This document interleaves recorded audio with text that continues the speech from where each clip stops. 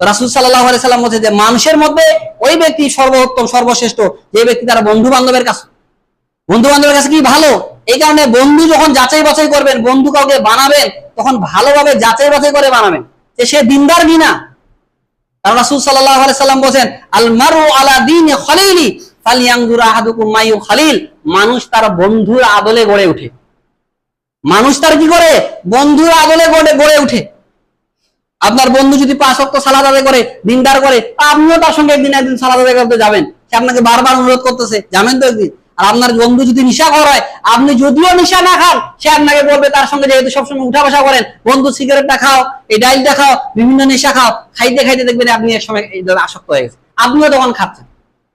যার কারণে আল্লাহ সাল্লাম বলেছেন আল মারউ আলা দীনি খলিলি, মানুষ তার বন্ধুর আদলে গড়ে ওঠে। ফালইয়ানজুর আহাদুকুম মাইয়ু খলিল, তুমি লক্ষ্য করো যখন কাউকে বন্ধু বানাচ্ছ, সেই বন্ধুটা তোমার কেমন, ভালো না খারাপ। তাহলে দেখেন, বন্ধু বানানোর সময় আমাদের খেয়াল রাখতে হবে, কারণ পরকালে এই বন্ধু সহ আপনার যদি ভালো বন্ধু হয়, এই বন্ধু আপনার সুপারিশ করবে। তো যে কথা বলতে চাচ্ছিলাম, সম্মানিত উপস্থিতি, যে ব্যক্তি তার বন্ধু বান্ধবের কাছে ভালো, প্রতিবেশীর কাছে ভালো, ওই ব্যক্তি সর্বোত্তম। এরপর যেটা বলবো সেটা হচ্ছে যে ব্যক্তির অন্তরে হিংসা নেই, সীমা লঙ্ঘন নেই, খিয়ানত নেই, এই ব্যক্তি হচ্ছে মানুষের মধ্যে উত্তম। এই হাদিসটা আপনারা পাবেন ইবনে মাজাহ 4213 নম্বর হাদিস।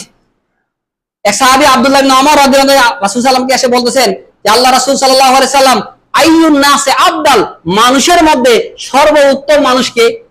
রাসূল সাল্লাল্লাহু আলাইহি ওয়াসাল্লাম বলেন কুল্লু মাহমুলিন কলব আর সাদাকুল লিসান। সাহাবারা বলেন আল্লাহ রাসূল সাল্লাল্লাহু আলাইহি সাল্লাম, সাদাকাল লিসান এটা তো আমরা জানি, ফামা মাহমুমুল কলব, মাহমুমুল কলবটা কি? সত্যবাদীদের জবান, এটা তো আমরা জানি, তো মাহমুমুল কলবটা কি? রাসূল সাল্লাল্লাহু আলাইহি সাল্লাম বলেন হুয়া তাকিউন নাকি লা ইসমা ফিহি ওয়ালা গিল্লা ওয়ালা বাগিয়া ওয়ালা হাসাব। ওই ব্যক্তি, যে ব্যক্তি পরহেজগার, ওই ব্যক্তি কি? যে ব্যক্তি পরহেজগার, যে ব্যক্তি পাপ নেই। পাপ নেই মানে যখনই পাপ করেছেন এই সময় আপনি কোনো নেকি করে ফেলেছেন, রাসূল সাল্লাল্লাহু আলাইহি ওয়াসাল্লাম বলেন পাপ হলেই নেকি করো, কারণ নেকি তোমার পাপটাকে মুছে দিবে। পাপ হয়েছে, আল্লাহর কাছে তওবা করেন, তাহলে আপনার পাপটা কাটা যাবে।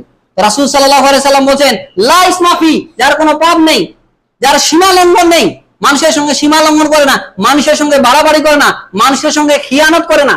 হয়তো কোনো একটা আমানত দিয়েছেন, ওই আমানতের সে খিয়ানত করে না, বা কোনো একটা পদ পেয়েছে, ওই পদেরও সে খিয়ানত করে না। এরপরে আল্লাহ রাসূল সাল্লাল্লাহু আলাইহি সাল্লাম বলেন ওয়ালা গিল্লা ওয়ালা বাগি, তার কোনো হিংসা নেই, হাসাদ নেই। অনেকেই আছে দেখেন, কোন মানুষের হয়তো একটু উন্নতি হচ্ছে বা ভালো কিছু হচ্ছে, সে দেখতে পারে না। যার অন্তরে হিংসা নেই, সব দিনী ভাই আমার কারো প্রতি কোনো হিংসা নেই। এই কারণে হিংসা মুক্ত অন্তর রাখতে হবে। হিংসা মানুষকে ধ্বংস করে দেয়, এই হিংসা হাসাদ এটা মানুষকে ধ্বংস করে দেয়। এই কারণে আপনার দিনী ভাইয়ের ক্ষেত্রে কোনো হিংসা রাখবেন না। সে আপনার কোনো ক্ষতি করেছে, ওই হিংসা আপনি সারা জীবন রেখেছেন, না যেদিন সুযোগ পাবে আমি আরেকটা ক্ষতি করবো। সে আপনার ক্ষতি করেছে, ক্ষমা করে দেন।